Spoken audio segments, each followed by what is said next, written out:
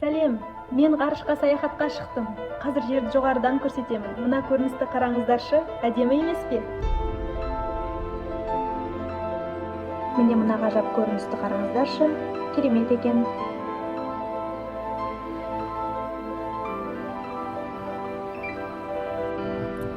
Жұлдыздар осылай жарқырайды, көзді ашып жұмғандай болады.